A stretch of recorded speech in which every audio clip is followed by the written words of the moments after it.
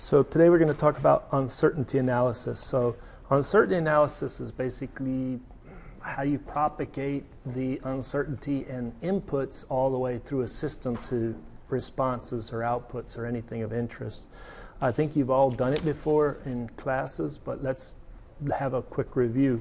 So if we have a model, you have a response, and it's a function of an input A and an input B and an input C, and it's just made up.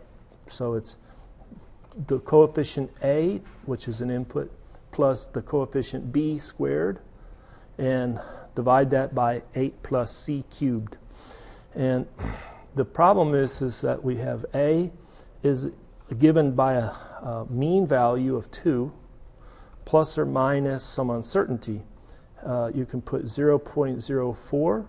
That would be an absolute uncertainty, or you could report that it's plus or minus 2%. It's the same information. 0.04 divided by 2 is 2%. All right. And then B have a mean value of 3 plus or minus 0.03, which is plus or minus 1%.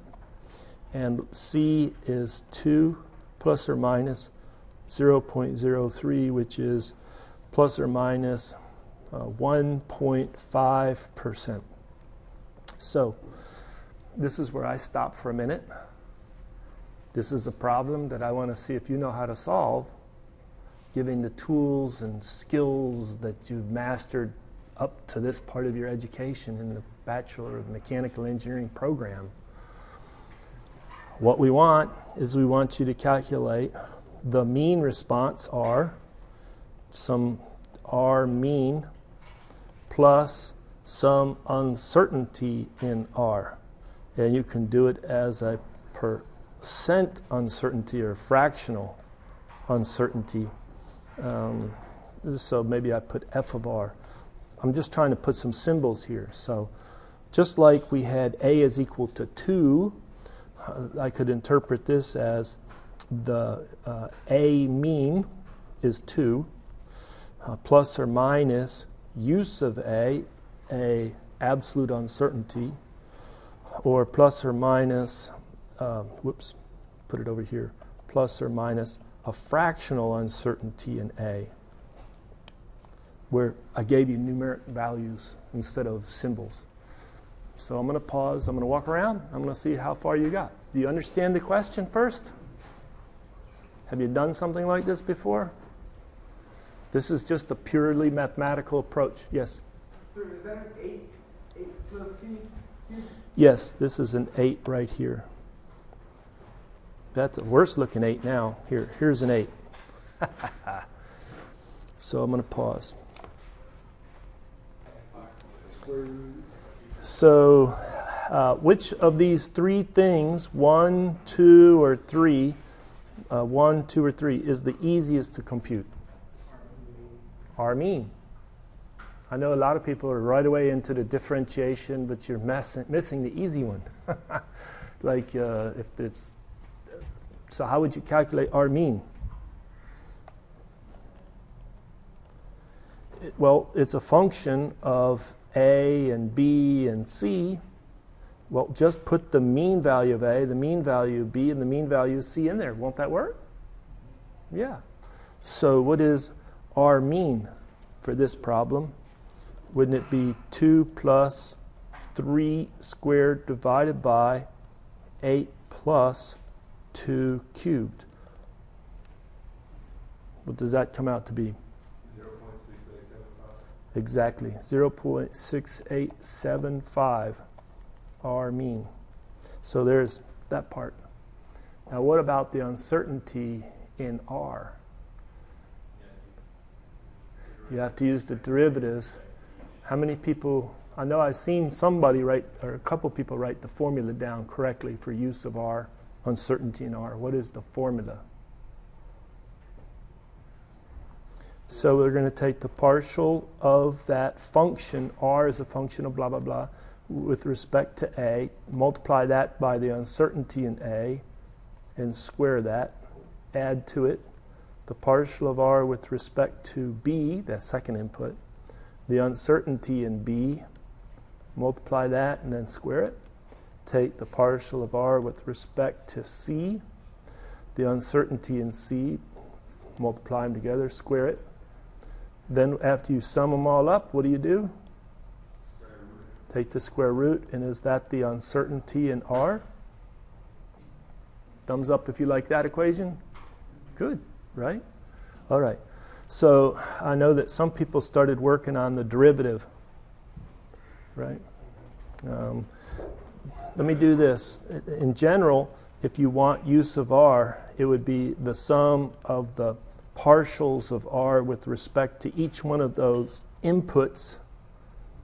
Then I evaluate that derivative at the mean, multiply that times the uncertainty in each of those inputs, square it, sum over all the inputs, take the square root. So not only do you have to evaluate the derivative, calculate the derivative, you have to evaluate it at the mean values. True? All right. What does this come up with for an answer for the uncertainty in r? So in interest of time, I'm going to say that the uncertainty in r, you know what, my notes, I really didn't calculate it exactly. I know roughly what it is. It's around, I'm going to say 0.019 or 0.02. Okay? Let's say that I calculated it in the computer gave me 0.0193. True? What I would like to do is I'd like to go back and I'd like to represent r kind of the way it should be, looking at significant digits. So this is the value of r, and that's the value of the uncertainty in r. Can you take those two numbers and represent it with the right number of significant digits? Instead of just everything the computer gives me or the calculator gives me, represent it a way that makes sense, okay? I'm going to pause and walk around. All right, so what I'm asking is to say r is equal to a number. You could put 0.6875, and there would be more digits to that, I just don't have them. And then say plus or minus 0.0193. Well, what's the problem with just throwing all the digits that the calculator gave us? But it's not represented to the right number of significant digits, both on the uncertainty as well as the value of r. How many significant digits do you typically have on uncertainty? I mean, how many significant digits are shown for this uncertainty value right here? There's 3 significant digits. It's pretty ridiculous to put 3 significant digits on uncertainty. All right? So if I said round this off to 2 significant digits, you would say 0.019. True? But maybe I should write this out. What does it mean when you have plus or minus? We'll take the 0.6875, add to it 0.0193. Well, maybe subtract it first. Subtract it, comma, 0.6875 plus 0.0193. That's a low value of r, that's a high value of r. What does it mean when we say that r is this number plus or minus that? What does it mean that there's this range of r? It doesn't mean that you're guaranteed that r is in that range, does it? What's the common engineering interpretation of this plus or minus?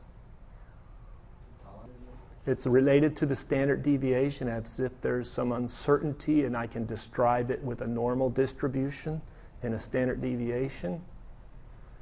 But even more loosely, okay, if you go the standard deviation route, what is it? How many standard deviations? 2. So if I have the mean value plus or minus 2 sigma, all right, And so I have the mean, here's I'm plotting x. So I have a PDF, a probability distribution or density function for the range of x. And so x can be around the mean, mu, but it's not always going to be precisely there. So if I go out plus or minus 1 sigma, I capture how much, what is the probability that any random draw is plus or minus 1 sigma. And then if I go out 2 sigma, 2 standard deviations below and above the mean 2 sigma, what is the probability that I have, x, a random draw of x is going to be in that range? 95% for plus or minus 2%, 2 sigma. This is 95%. And just for memory, what is mu plus or minus 1 standard deviation? 68%. And what is mu plus or minus 3 standard deviations? I can't remember, but it's small, okay? But what is the common interpretation if somebody said, this is the value, but it's plus or minus this? What is the common interpretation of what that plus or minus means? Yeah, it's a confidence interval, just like these are, and it's basically the 95% in engineering. So if you're reading a paper and somebody says it's this plus or minus that, it basically, that plus or minus amount is 2 standard deviations with large sample size. It's basically going to capture not everything, not all of it, 95% probability. There's still a 1 in 20 probability that it'll be outside of that range. There'll be a 19 in 20 probability that it's inside that range. See, it's outside, and it's 19 in 20 probability that it's inside that range. Now, there's a little caveat to this. If you go and you read a chemistry paper or you read a physics paper, pay careful attention to how they represent it. Engineering is pretty much 2 standard deviations, 95% captured, 5% is outside the range. But a lot of physics, chemistry, pure science, they're going to report the standard deviation. Okay? But if you look at the description in engineering, it's very consistent. It's 19 and 20 probability inside. So we come back to this and we say, this number right here, we need to represent it as if it's in this range. But just run this 2 numbers. What do you get? Okay, how about the other number? 6, 8. All right. How much different would it be if you would have rounded this number off to 1 significant digit, 0.02? It wouldn't be much different, would it? And so on the uncertainty, at most it's 2 significant digits. At most. It's ridiculous to put 3 significant digits on the uncertainty. Often it's to 1 significant digit. But when in doubt, put another out there. It's not believable. Okay? It's not that sensitive to that extra digit. So I would represent this number as 0.02. Once I have it as 0.02, you're adding to that digit, aren't you? So it would make no sense to report that digit. And so wouldn't it make sense to say if you're going to be plus or minus 0.02 to have 0.68, at the most 7, but that doesn't even make much sense. 0.69 plus or minus 0.02. So you're kind of cleaning up that number and representing it right. Main idea is that it's 95% probability in that range of plus or minus. So this one would be, if I did that, it would be 0.67 to 0.71, wouldn't it? And isn't that very, very close to the more detailed? And so a lot of people don't even like in engineering, they don't even like to talk about plus or minus 2 sigma because it gives it too much of an impression that it's a very precisely well known. Well, first of all, if you have to have a large n before you get to a true normal distribution, don't you? A large sample size. And a lot of times we don't have a large number of data points by which we're estimating that uncertainty. We may just have a handful. Well, we should talk about a t distribution then, and not a complete normal. And we should account for the limited sample size that we have experimental measurements on. But then again, a lot of people will just like to avoid that and just talk about this. This is pretty common to talk about. Look, it's 1 in 20 outside. It's 19 in 20 probability inside that range. Done with the discussion.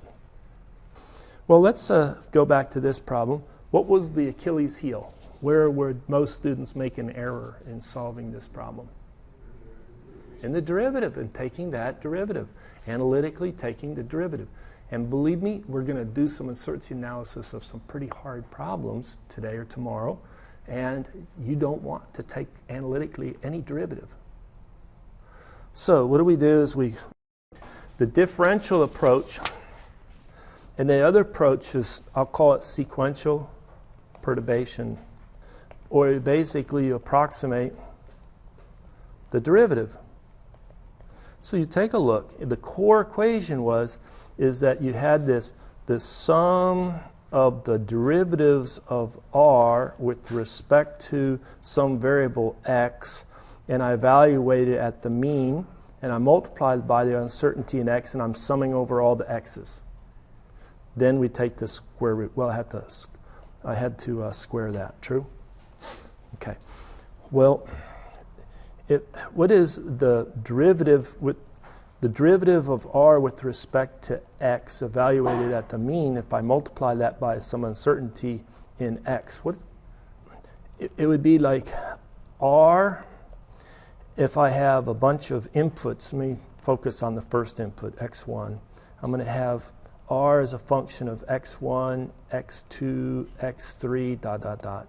And what we're going to do is we're going to feed it all the mean values, and the mean value here. But if we feed it one time the uncertainty in x1, and then we subtract off r evaluated with all the mean values at the input, that would be a change in the r.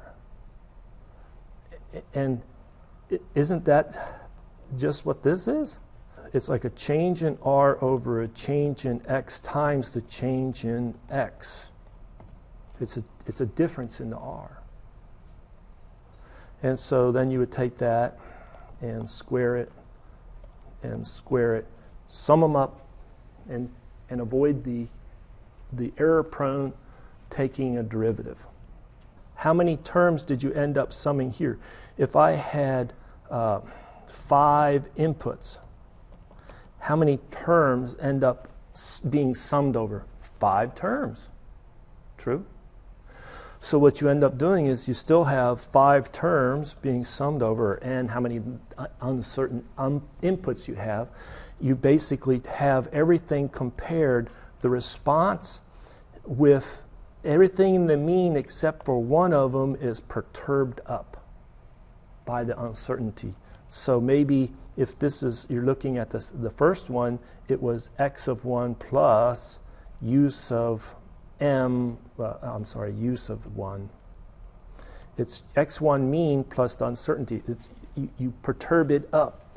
Calculate r for that. Take the difference of r where everything's at the mean value of the input. Take that, square it, sum it up. This you can easily input into Excel. So let's do that. Let's solve this problem in Excel. And I'll show you a way that I set it up. So what we're going to do is we're going to put a column where you have your inputs, I-N-P-U-T. Let's put the name of the input, coefficient A, coefficient B, coefficient C. I like to number the inputs, input 1, input 2, and input 3. All right. Then we come over and we say, what is the mean value for input A? For this problem, it was 2. The mean value for 3, the mean value for C is 2. And then you have uncertainty. You can have an absolute uncertainty or a relative uncertainty. So there's two ways. It's very common to talk about the uncertainty. So what I like to do is I like to put this under 1 and call that. And I like to look at both of them. So if somebody said it's a 2%, 0.02, right? Maybe I make that look like a percent. So it's 2% relative uncertainty. Well, what's the absolute uncertainty? It's 2 times the relative uncertainty, 2%, 0.04, right? Somebody says the input is 3 plus or minus 0.03. Okay, well, then I can calculate the relative uncertainty is that value divided by the mean, the absolute divided by the mean, and I want to express that as a percent, and it's 1%, right? Isn't it? Okay. Let's go to 2. What did we say of our input? It was mean of 2. It had a 1.5% uncertainty. And, whoops, this is 0.015. Put it as a percent. And let me do this, copy that cell down. Boom. Now, what I want to do is I want to make a matrix. So it's going to be a 3 by 3. And I want to put it right there. And so let me color code that matrix real fast. That matrix will have diagonals. And once you get the pattern of this, it's pretty easy. And what you do is for the first 3, let me just put it like this. Maybe I put this different color right there. And I do a copy that, and now I'm going to come up here and I'm going to paste it. And we'll paste it with a transpose. So this is a column of inputs, and inputs, which has the diagonal perturbed, where you're adding something to the mean. So for this one, what you say is, this is the way I've done it. Let me do 1, 2, and 3 above. I couldn't figure an easier way to do it in Excel. But if I say, if this cell here equals that cell, then I know I'm on the diagonal, aren't I? If I'm on the diagonal, get the mean of that value and add to it the absolute uncertainty. If not, comma, just put the mean there. So doesn't that formula work? But now I want to take that formula and drag it. And when I want to drag it, I'm going to drag it all the way over and all the way down. So what I need to do is play with Excel to tell it to fix, either the column or the row of each of these variables. So the first one is you just get in that vicinity. Who helped me with the F4? Thank you. That's a very useful function. You wouldn't believe how much time I wasted scrolling over and putting the $sign. If you ever use it, F4, and you just keep hitting it until it gets the right pattern. Everybody's shaking their head like they know, and I was the only idiot. All right, well, that's the way it is sometimes. So it's the A is not going to change. It's always going to stay in A. All right, but when I scroll down, I could get the 3rd, 4th, or 5th. All right, let's move over to this. F, toggle, toggle. I'm always going to stay in the first row of F. So that's how I fix that on the if. And then the C is going to be always C. But it could get the 2nd or the 3rd variable, so I need to be able to scroll down. And then the same thing on the D. I think that's right. And then over here we go blank, blank, blank. There. I think that'll work. So now let's drag it over and then drag it down. So on the off diagonal, It's simply the mean value.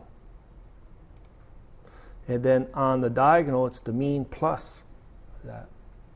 So we come down below. Those are all our inputs. Let's talk about our outputs. Okay, so our output. And now for this output, I want to really compute, what was it, R? Was that our name for it? Why is that colored? No color, no fill. Very good. And this is the key. Right here, I need that formula.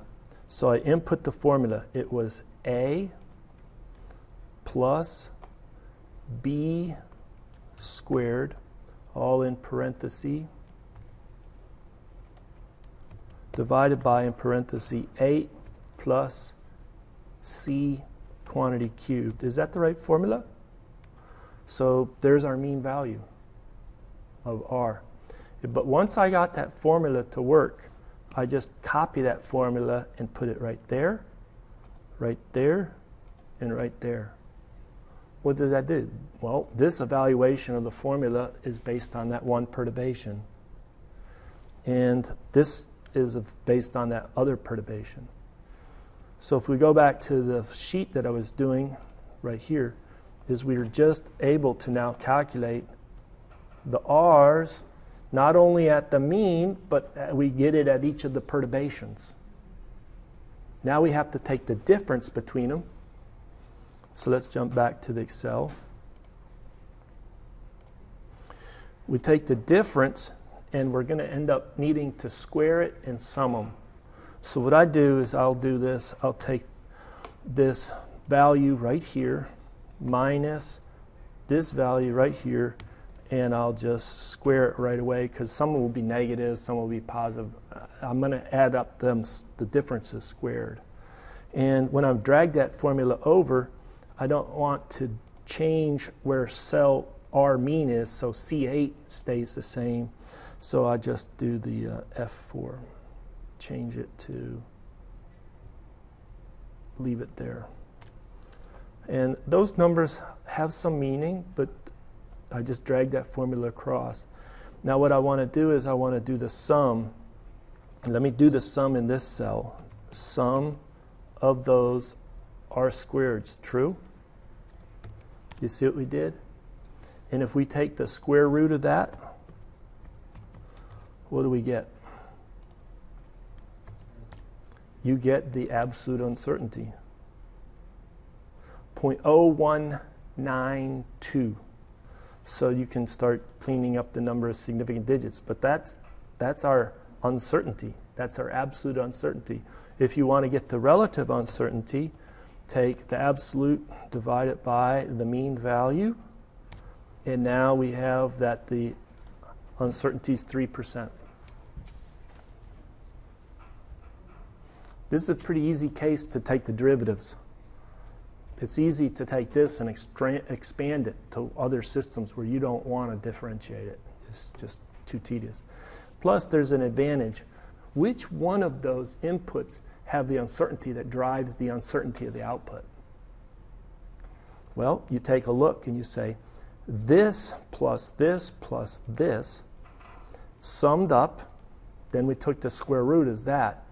But what I can do is I can take and understand that this contributes to the uncertainty. One more. And I'll drag that formula across, hit the percentage, and this is the importance of what?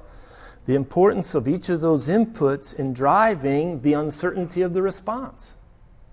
So can you tell me which input really drives the response? C. C does. And so you can play all kinds of games. You could say, well, you know what? What happens if the relative uncertainty of C drops to 1%? It does shift the relative importance of each of those inputs because it's sensitive to how large is the uncertainty in C. Sometimes it would be sensitive to C, and C will have a large uncertainty. Hence, C is very important to the overall uncertainty in R. All right, so you could see that by you changing any of these numbers, put it back to 2%, it does change, or no, that was 1.5%, wasn't it? It does change the uncertainty in R. Does it ever change the mean value of R by changing uncertainties? No. It just changes the uncertainty in R. So you could make this ridiculous mistake. I have 10% uncertainty, 10% uncertainty, 10% uncertainty, and I have now 14% overall uncertainty in the output R, and it's really driven by the uncertainty in C. Let's solve another problem. Here's a problem in Excel. Notice, how many inputs do we have that are uncertain? 5 of them.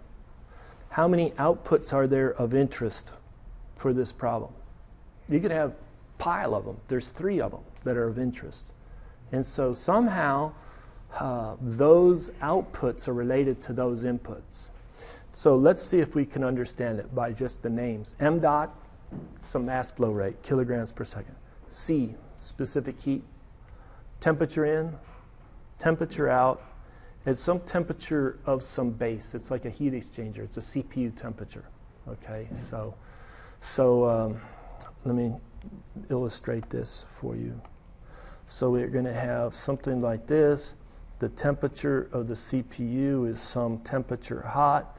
We have some fluid temperature in. We have some fluid temperature out. And it's going to be removing some heat. So we're going to have some Q removal. All right? You can have a UA for that heat exchanger, or you can describe it as 1 over R thermal, some thermal resistance of the heat exchanger. Okay? And we had the mass flow rate and the specific heat. That's the heat capacity rate of that heat exchanger. And so for the inputs, let's see if we can get them. This is an input. This is an input. This is an input. This is an input. And this is an input. Okay, what were the outputs for this simple problem?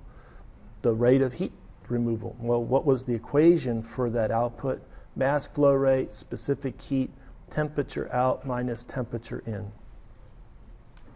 Make sense? I had three of them. Let me go back and look at it to refresh my memory. So Q was one of them, and actually you could tell that by the equation. See the equation? You can see it's C3, which is M dot, times C4, which is specific heat, times the difference in the input minus the output, well, the output minus the input temperature. That's the equation. Okay. Average. This was so easy. I even forgot it. It's just what is your average temperature in the heat exchanger? Input plus output divided by 2. Not very exciting, but it's an intermediate calculation. And then what is that resistance? You could do this. You could say Q dot divided by the difference between the CPU hot temperature and the average temperature. So you could have multiple outputs. There's 3 outputs. So I have to not have a mean value for each of those inputs and some sort of representation of the uncertainty, absolute or relative uncertainty. Let's go ahead and put that up here. All right. Once I have this column working once, especially for computing the outputs as a function of the inputs, I make my diagonal matrix where it's perturbed along the diagonal. Then I just copy over the formulas, and it's color-coded. What color is that? Gray. And then the rest of it's pretty well set up to basically calculate the importance, the difference in the 2 squared and summed for all of that. And so this comes back to get the sum. Then I take the square root of that right here, the square root of that gives me the I could put that over here, copy. Maybe it makes a little more sense, put it right underneath. So you get the sum of the perturbations squared take the square root of that. That's my absolute uncertainty. And then I can calculate a relative uncertainty. A lot of people like that relative uncertainty. It's easier, at least for me, to understand. So even though there's 0.8%, 1%, 0.5%, and 1/3%, or 0.3%, those are really small relative uncertainties on these inputs.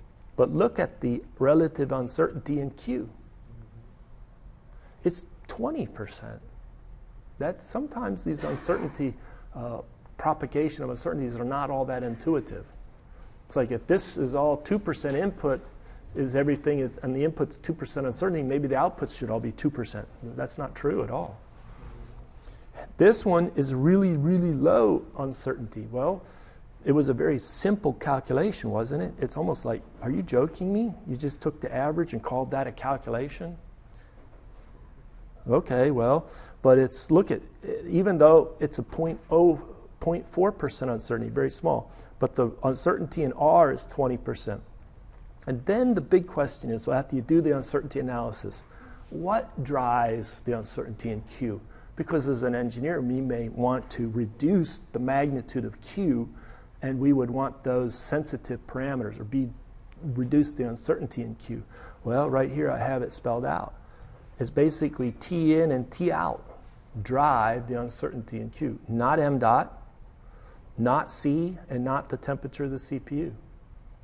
Actually, it's a little ridiculous. You say, temperature of the CPU, go back and look at that equation for Q. Did it even use the temperature of the CPU? It didn't. But that's nice that the formula shows that it has no, no impact or no importance, because it shouldn't. But it's almost equally balanced between the input and output. Likewise, for the average temperature, it's the same, but there's a lot lower magnitude in the uncertainty. And then for the resistance, it's very much the same. This is a very simple example, is it not? Do you want a harder example? So let's take a look at this problem right here from your past. This is in chapter 1. Okay, this was chapter 1. We had a tank with the pressure of some gas above the fluid at a level in the tank. You had a pump. The pump was driven by a motor. The pump was to push the fluid out of the lower tank to a higher tank. There was a length of pipe. There was a diameter of the pipe, a roughness of the pipe. You can calculate the major losses. They told you the number of elbows. They wanted you to calculate not only the number of elbows, but they wanted to calculate the entrance and the exit loss coefficients. And we solved this problem. So, but it was tedious, and we solved it in Excel. Let's take a look. Mass flow rate, 25 pounds per second. Length, 500 foot. Inlet diameter, 2 inches. Cast iron with that roughness. Entrance coefficient of 0.5. Exit of 1. Elbow was, you can either do it with the fully developed friction factor or just code in a 0.75. I coded in a 0.75. And the efficiency of the pump, 75, and the efficiency of the motors, 90%. You also had some changing out the oil. Oh, if the oil is 80 degrees, use this viscosity and this density. If the oil is 200 degrees, use that viscosity and that density. Well, we'd like to now wrap around it on uncertainty analysis. Before you do uncertainty analysis, you have to be able to make the computation for the mean. All right? All right. But we can do the uncertainty analysis. Now you come in and say, what are my inputs and then what are my outputs? So looks like a lot of these that I've already written are my inputs. What would be a good logical output for this problem? Well, what did we ask for in part A? What's the electric power required to run the pump? How about the W dot electric power to run the motor? Motor, which then runs the pump, okay? And then that would be maybe just one output, and then if you change the oil, then you run it again. So instead of getting multiple output, let's just do it for one output.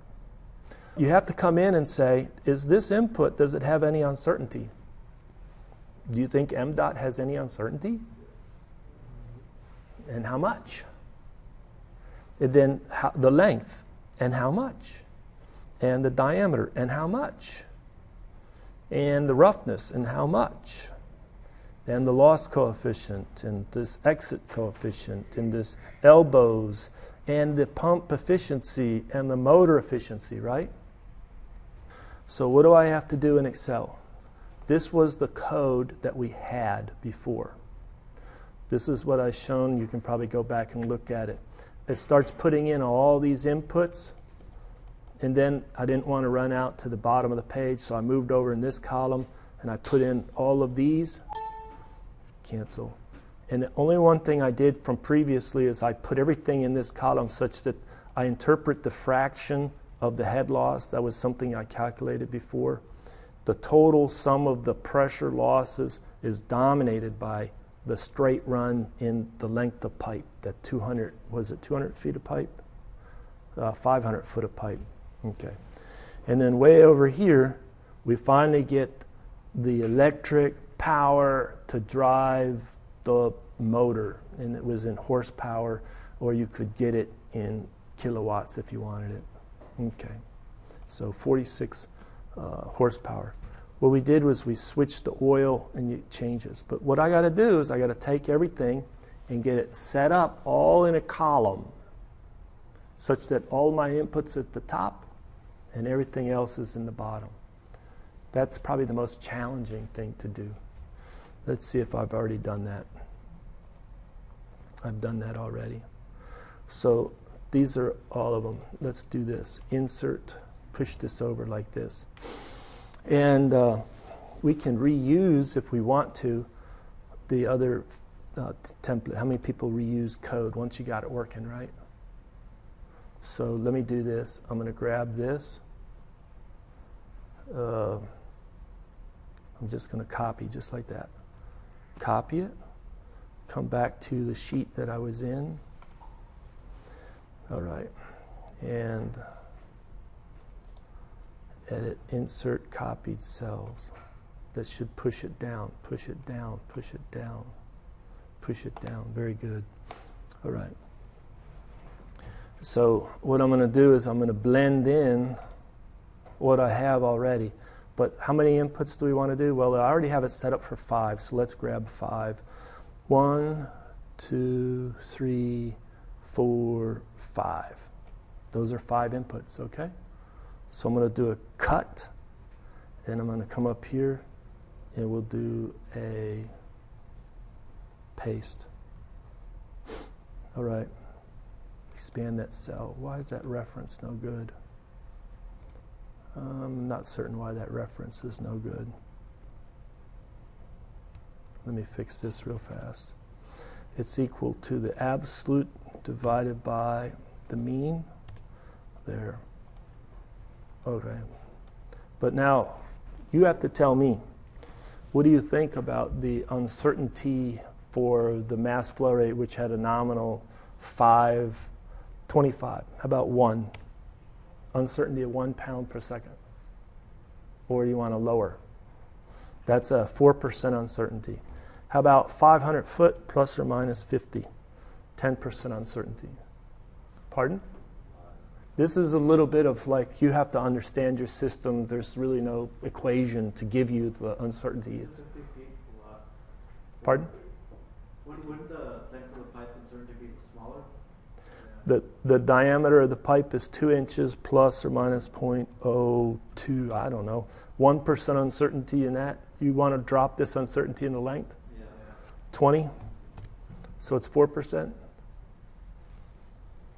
And then the diameter was in feet.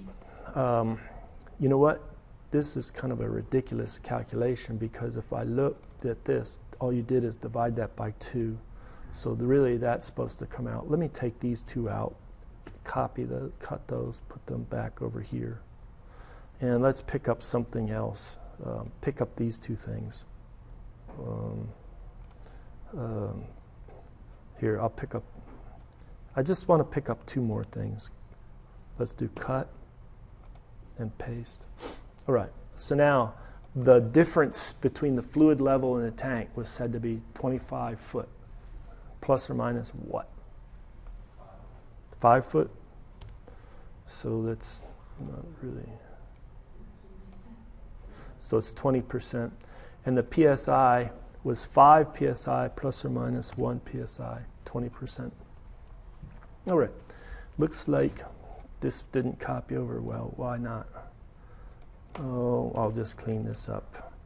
It was this mean value plus the perturbation. I have to go click, click. You probably see how it can be done faster, but I don't.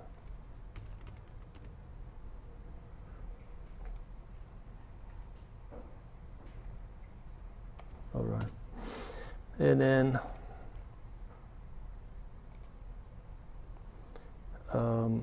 really, these are the names. If you wanted to, you just copy those names, come up here, and paste like this.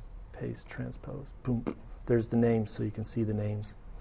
All right, this formula gets perturbed all the way across. Come on down. Fine, don't do it then. And did it work? Did just the diagonals get changed? Did they get are they the ones that get perturbed? This I don't like because I don't know why it's different width. How do you change that? Column width? What do you think, 12? Good enough. Now, these were all the outputs. The real output of interest is near the end of this list, isn't it? It was the electric power right here. And we're going to just cut that. Is that the right one? No. It's this one right here.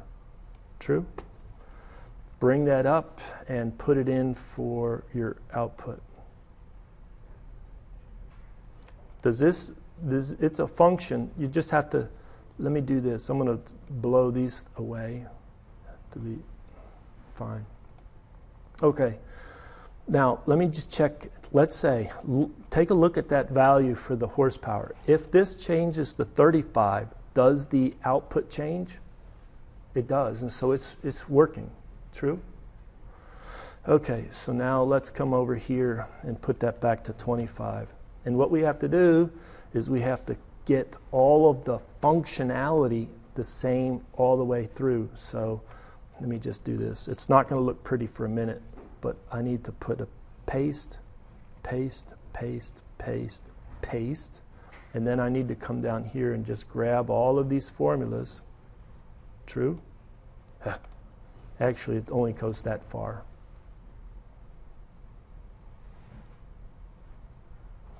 Copy and bring it right here and do paste.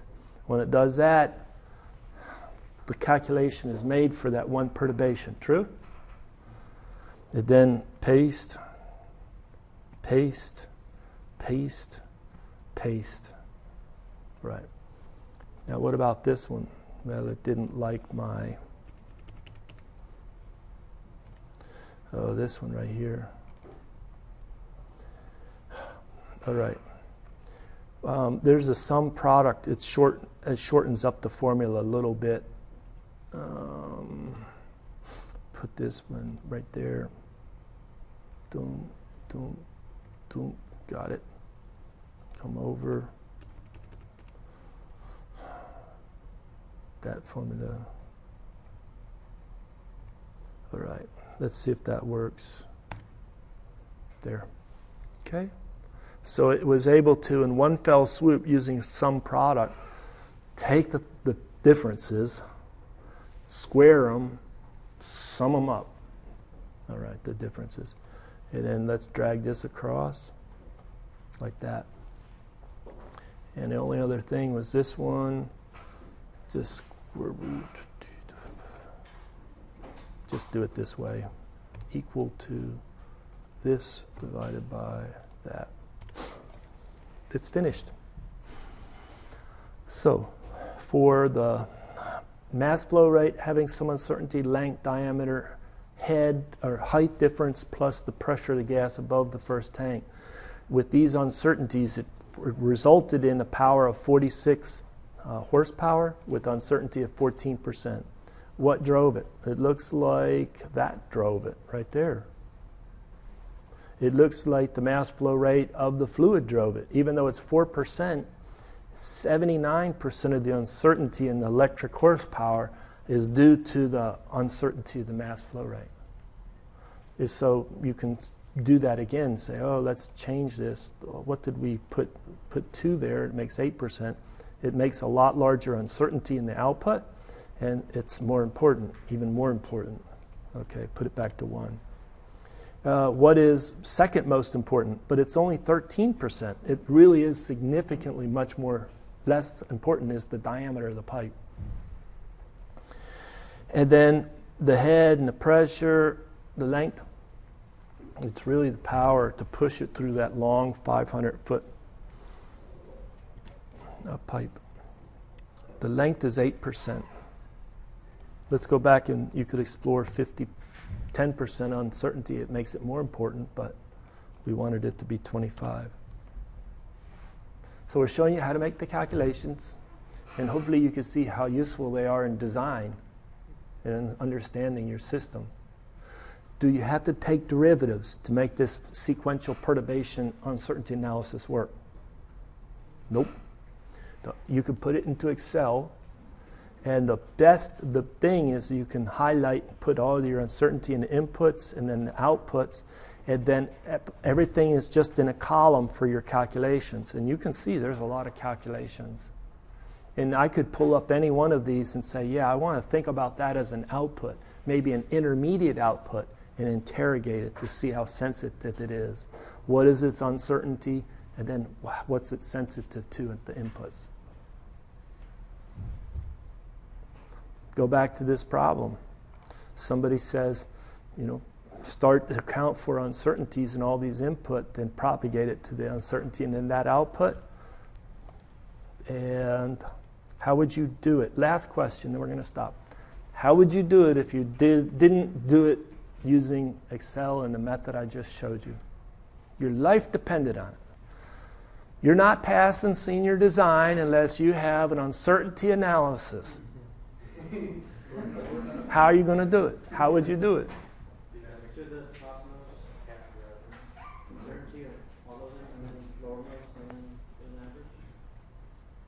Ad hoc. You're describing a very ad hoc, and I would say error-prone, and not very robust way of doing it. It may satisfy us to graduate your senior design project, but really, if you think about it, engineers have to answer in practice a lot of questions like, well, what if? I think we need to change this to improve the performance. And a lot of times, a lot of things, yeah, they're there, but what's driving the performance is this. And to determine it takes a lot of insight, or here's some mathematical analysis to back it up. So if these were go take a look at these type of results, you can go back to a simple abstract system or something more complex. Let me go back to this one. I would put all my effort onto the mass flow rate. MDOT, that's what's driving it. Okay? That's what's driving the pumping power, electric power costs. Okay? And now, anyway, we could go on, but I do think that this type of calculation is useful. Hopefully you see the utility of it, and hopefully you can solve it for the first problem. Let me take a look at the schedule again. It's basically, I just solved today that problem for you.